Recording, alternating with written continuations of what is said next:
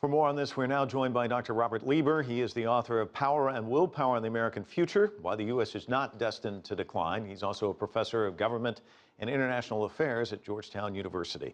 What do you make of the news of the day? I mean, we're seeing an intensity there. We just had truce talks not too long ago. Now the fighting really intensifying. Well, the latest reports are that the political leader of Hamas, Mashal, has turned down a ceasefire arrangement brokered by the Egyptians. He wants what he can't have. The Israelis are not about to give Hamas a seaport, an airport, open borders, and so on, unless Hamas disarms. It's not enough for Hamas to say no more rockets. They have to disarm, or the Israelis aren't going to go along with it. I was reading several articles from Israel today, analysts and how they see things. They seem to feel that there are three options: accept more of the same, which you say is definitely off the table; reoccupy Gaza, or a middle way, basically really go after Hamas, target them, try and destroy them. What do you think they're thinking about doing at this stage? Well, I think they respond to events. The key to stopping this is for Hamas to stop shooting. There is no cycle of violence here. It was precipitated by Hamas rocket attacks on Israel and Israel's response. When the rocket attacks stop, you have the possibility for a ceasefire.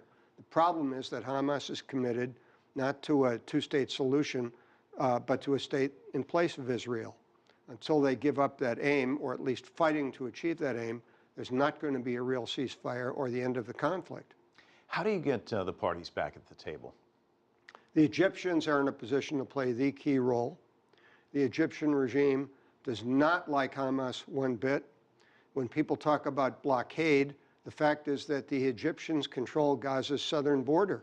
They have really tightened it. And one of the reasons Hamas lashed out with the original attack on Israel with rockets that precipitated this whole round of fighting is they were being squeezed both by Israel and by Egypt.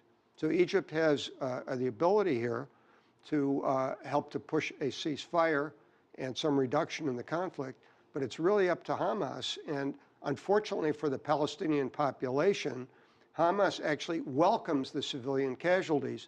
They think that brings them useful publicity, and they think the bad publicity hurts Israel.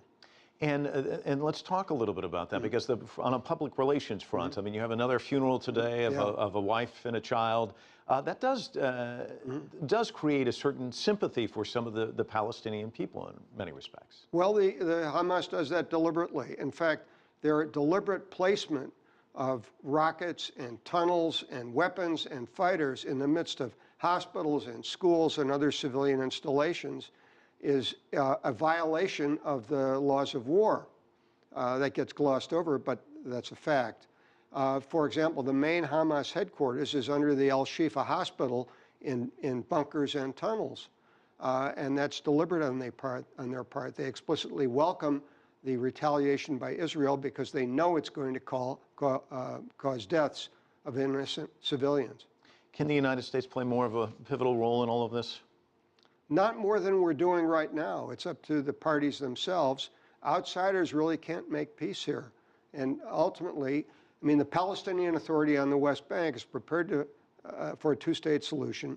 The situation for Palestinians on the West Bank is vastly better than for Palestinians in Hamas. And in Gaza, the difference is exclusively due to the policies of Hamas.